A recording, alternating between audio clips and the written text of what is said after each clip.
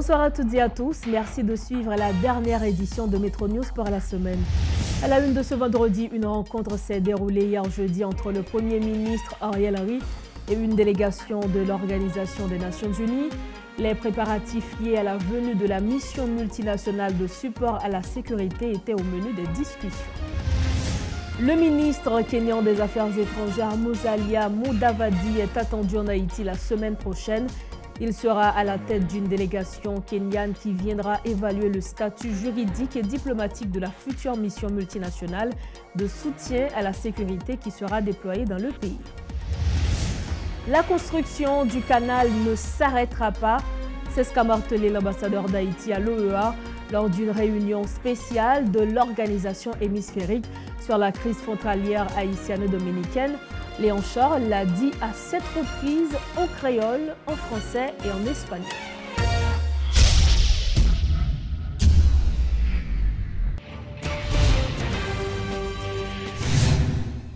Dorochef, bonsoir, bienvenue au développement de ce journal. Et comme on le disait en titre, le Premier ministre Ariel Henry a tenu hier jeudi une réunion avec une délégation des Nations Unies dirigée par le sous-secrétaire général des Nations Unies en charge de l'Europe, de l'Asie centrale et des Amériques, Miroslav Jenka. Les discussions se sont déroulées autour de l'évaluation de la situation en Haïti à l'approche du déploiement de la mission multinationale d'appui à la sécurité.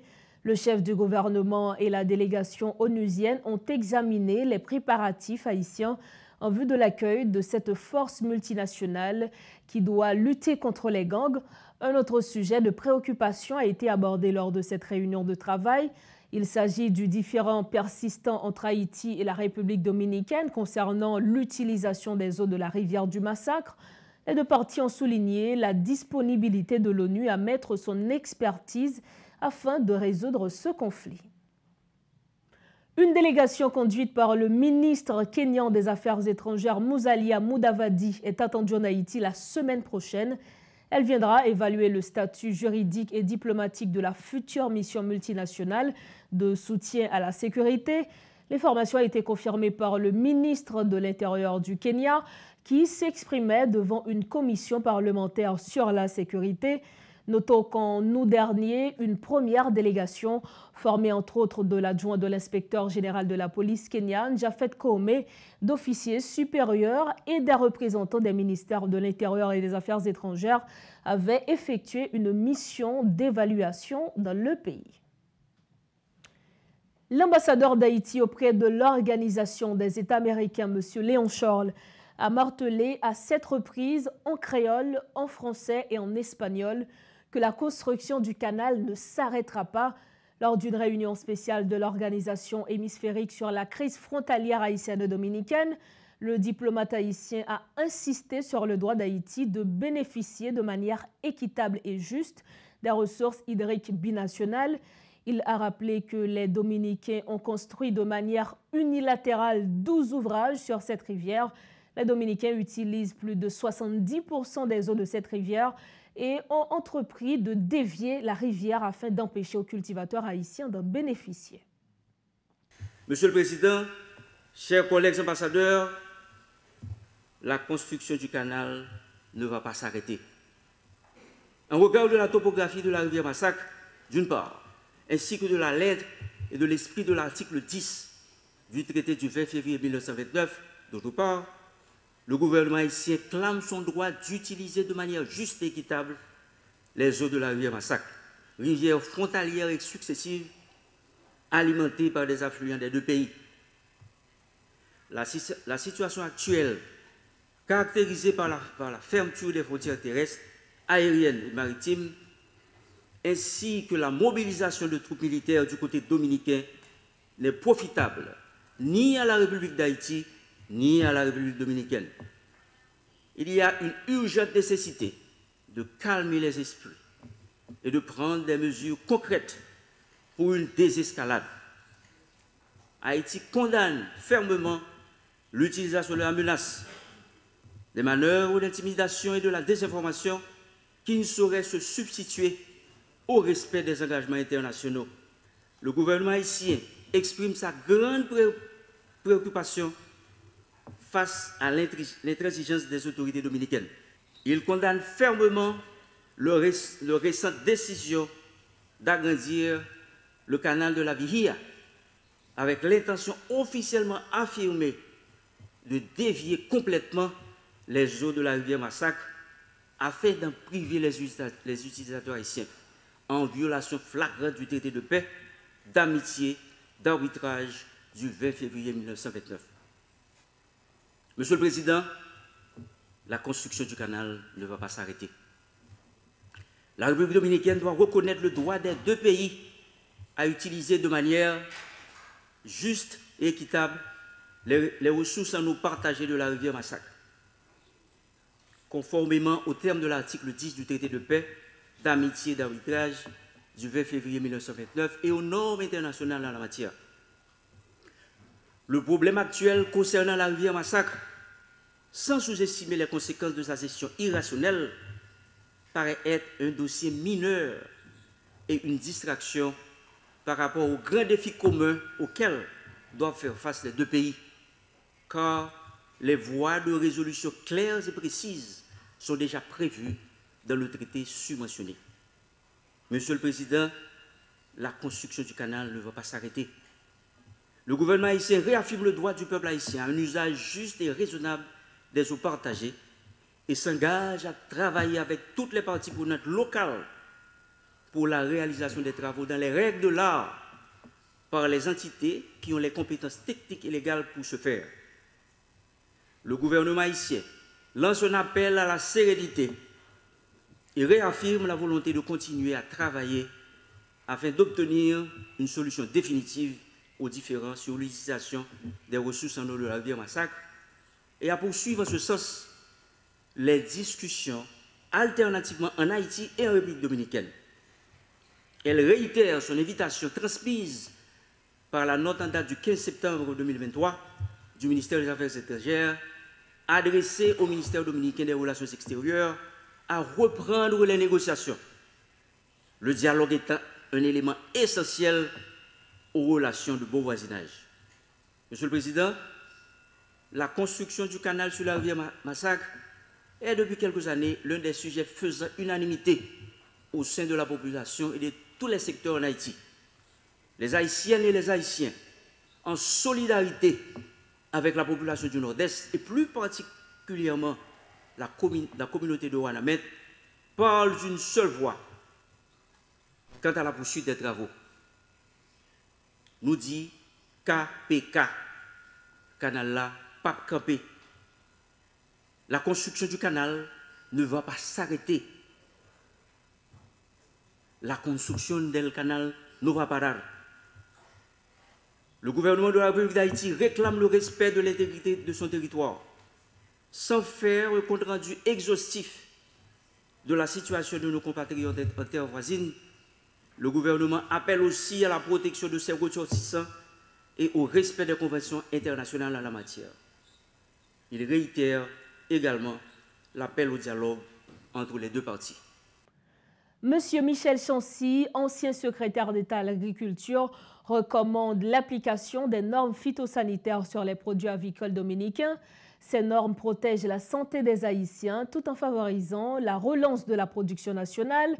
En 2012, l'application des normes internationales avait permis l'arrivée d'investisseurs jamaïcains. La compagnie Haïti Brewers, produisant plus de 20 millions d'œufs en 2020, soit 50% de la consommation nationale. Cependant, la violence des gangs a provoqué la fermeture de l'entreprise. Le contrôle de la qualité des produits importés doit être réalisé par le ministère de l'Agriculture, selon le docteur en médecine vétérinaire.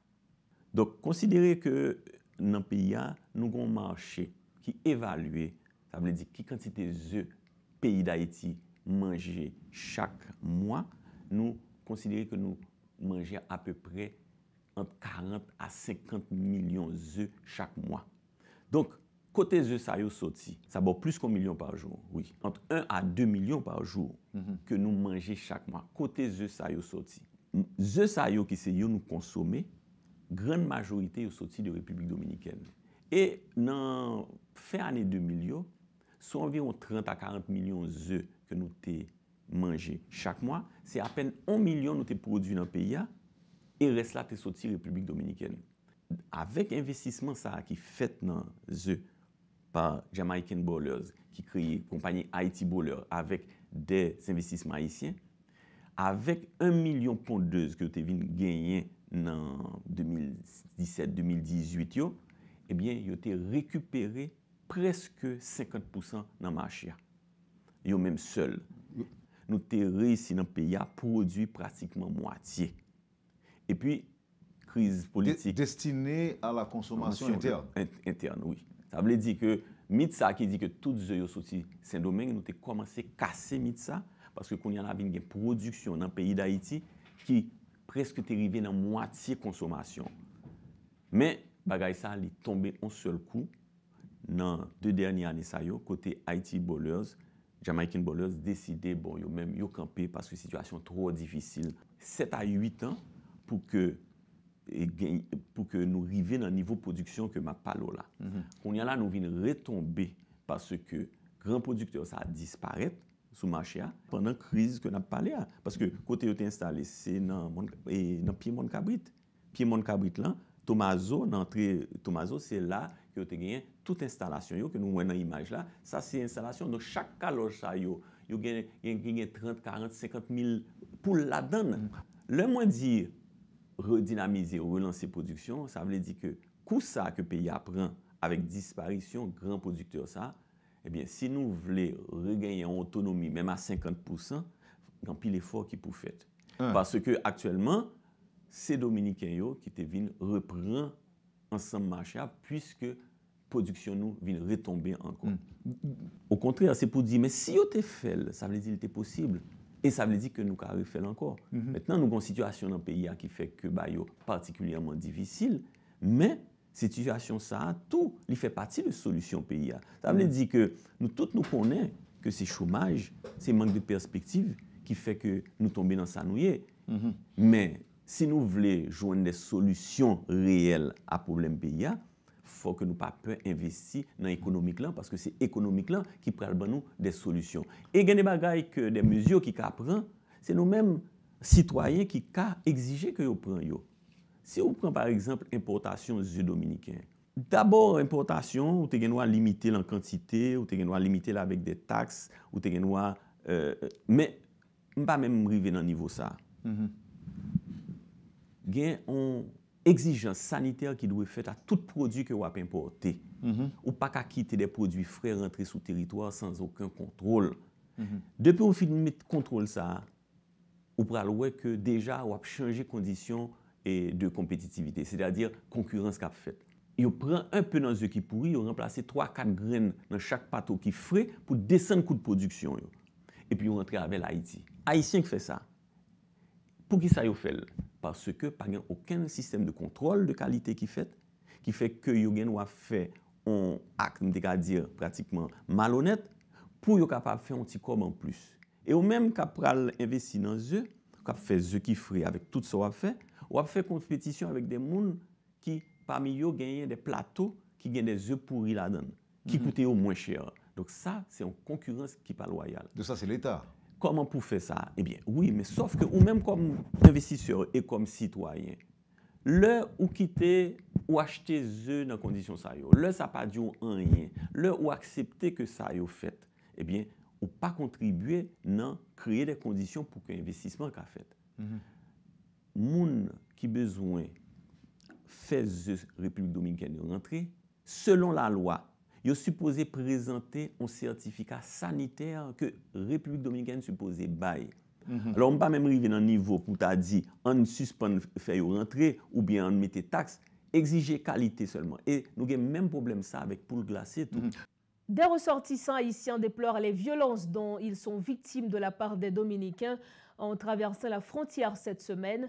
Qu'ils soient des migrants illégaux ou légaux, ils subissent des violences sexuelles, des vols et même des bastonnades de la part des agents de la migration de la République voisine. Notre envoyé spécial, Jean-Jules Desaugustes, les a rencontrés sur la frontière haïtiano-dominicaine. Nous sommes sur la frontière haïtiano-dominicaine, évidemment du côté haïtien, où nous sommes venus vivre ou faire vivre ce qui se passe sur la frontière haïtiano-dominicaine entre la République dominicaine et la République d'Haïti notamment. Depuis la fermeture de la frontière, les Haïtiens du côté de la République dominicaine, en tout cas ceux-là qui vivaient en République dominicaine pour certains, donc essaient de rentrer au pays. C'est ce constat que nous faisons aussi avec certains jeunes que nous venons peut-être de rencontrer sur la frontière haïtienne-dominicaine. Vous êtes en République dominicaine vous-même ou avant que je dise? Combien de temps gagne en République dominicaine? Un an? Qu'est-ce que ça fait rentrer aujourd'hui?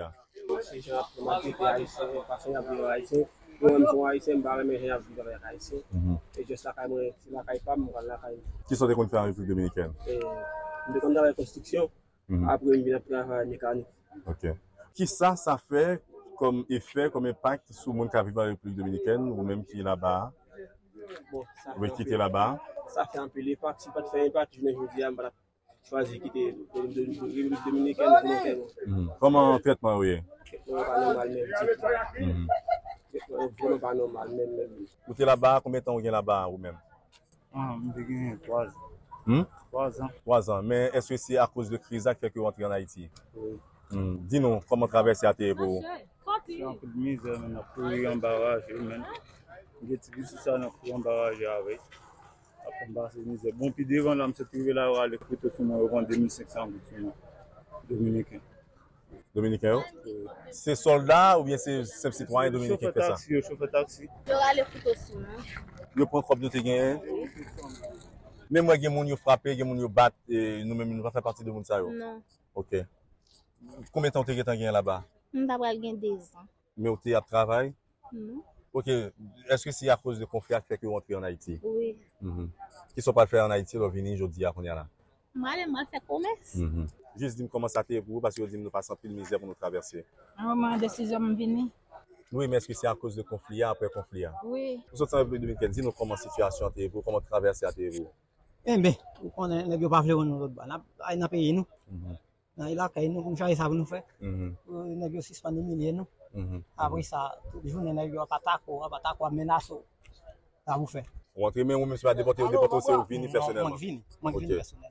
Voilà, nous sommes sur la frontière haïtiano-dominicaine où nous constatons l'arrivée de groupes d'Haïtiens, évidemment, qui laissent la République dominicaine.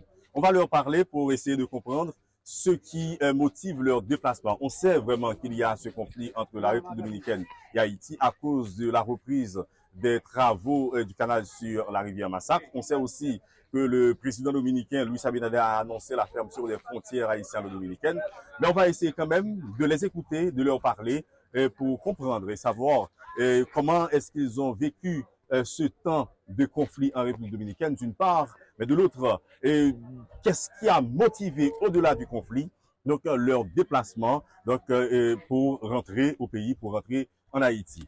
Donc, madame, bonsoir, nous connaissons que vous sortez en République dominicaine. On va essayer de parler avec nous en pile, juste pour nous dire comment vous y est. Malade, ça m'a fait mal. Ça fait ça. Ouais. Oh, t'es pas blessé. Ça te passe. Qui ça fait?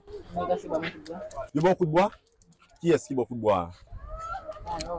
Pour qui ça, il boit coup de bois? T'es un gourmet, t'es un monde qui a fait conflit, qui a fait violence?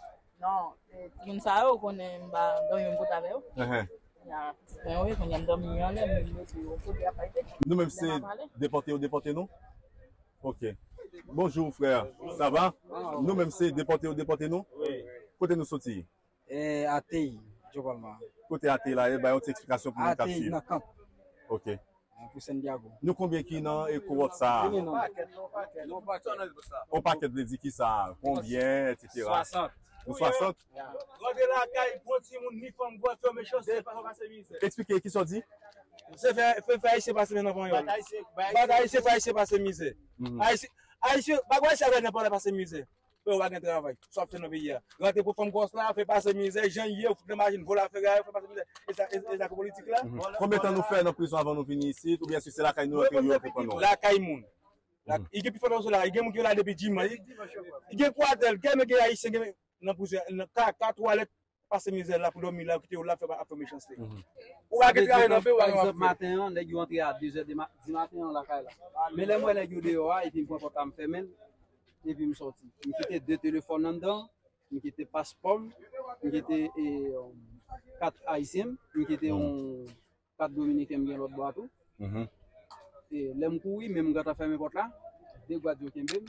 yo prend, yo retourne là, yo prend le passeport, on a 35 700 700 pesos, il y a $100 américains dans le passeport, il prend le passeport, il prend l'argent, il prend le téléphone, il prend mon pied à terre, mon chemisette sous vous, c'est le moment où tu travailles. On l'autre monde qui prend un bout de shot, il faut te bout de bataille pour ça. Vous pas de madame, pas de petite là-bas. Pas de madame, moi celle qui est dans le champ.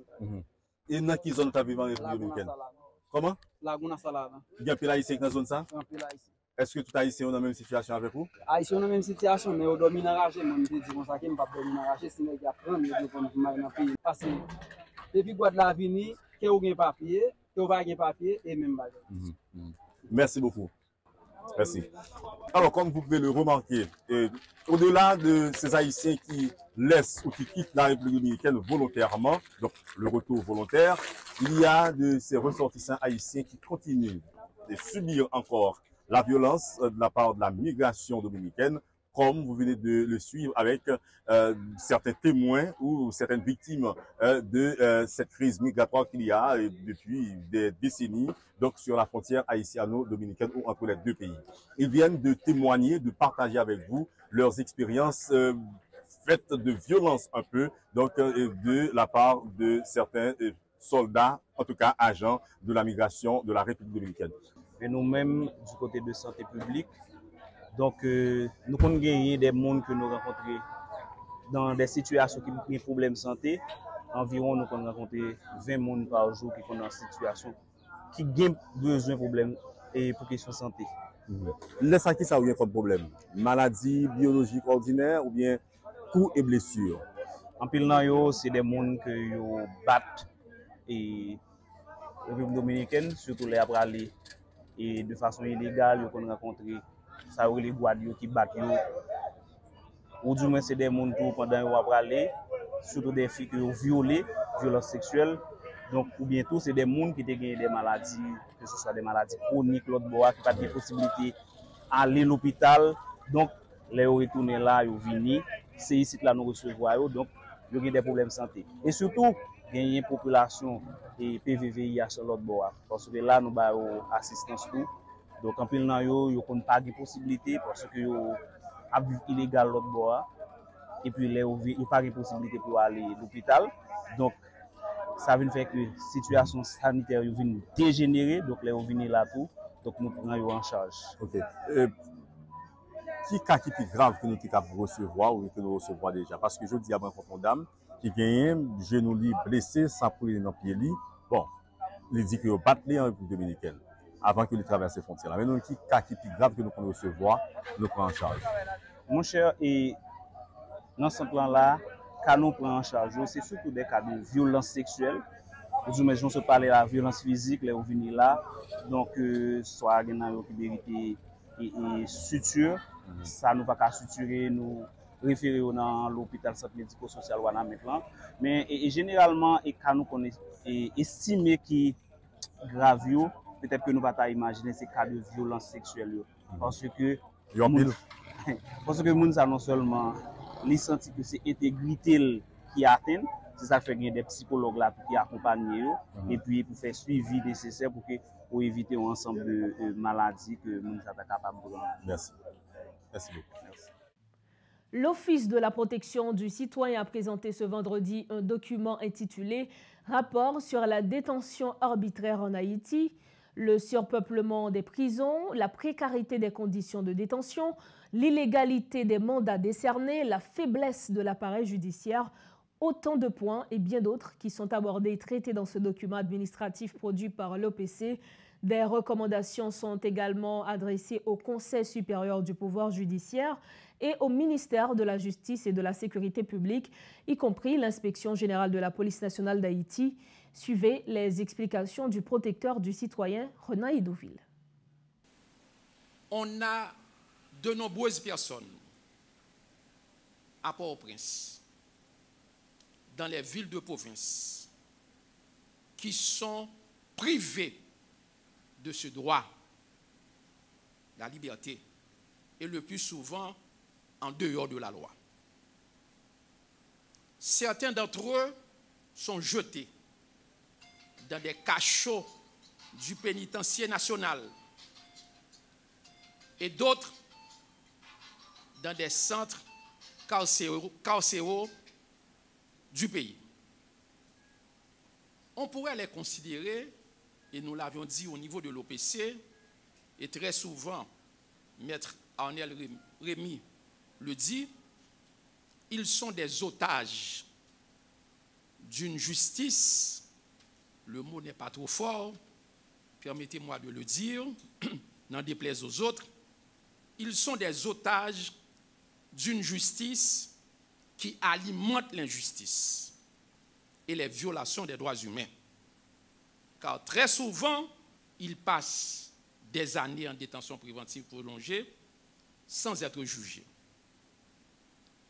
Et ce qui paraît paradoxal, ce qui paraît inadmissible,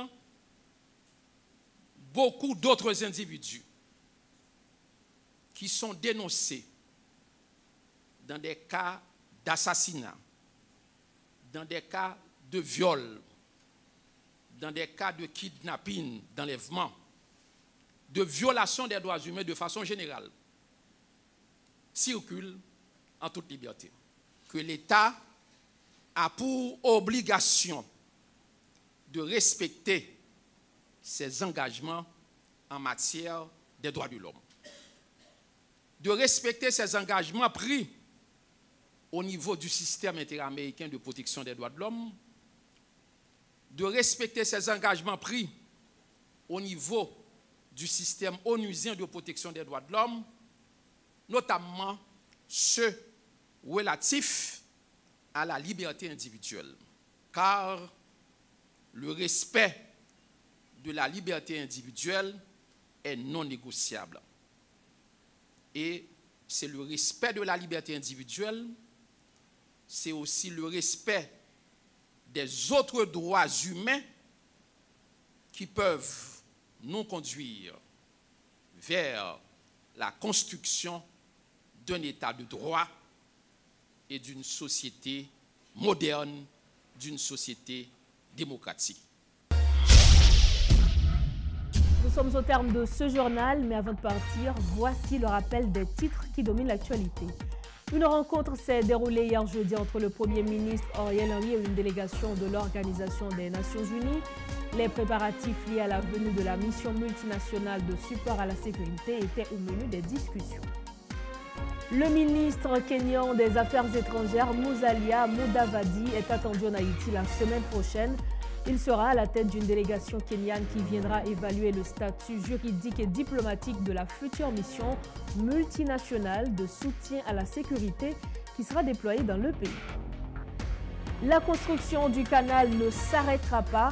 C'est ce qu'a martelé l'ambassadeur d'Haïti à l'OEA lors d'une réunion spéciale de l'organisation hémisphérique sur la crise frontalière haïtiano-dominicaine. Léon Charles l'a dit à 7 reprises en créole, en français et en espagnol. C'est la fin de Métro News. Merci de votre fidélité. C'est le week-end. Profitez pleinement de la vie et surtout retrouvez-nous sains et saufs le 10 prochain. Bonsoir.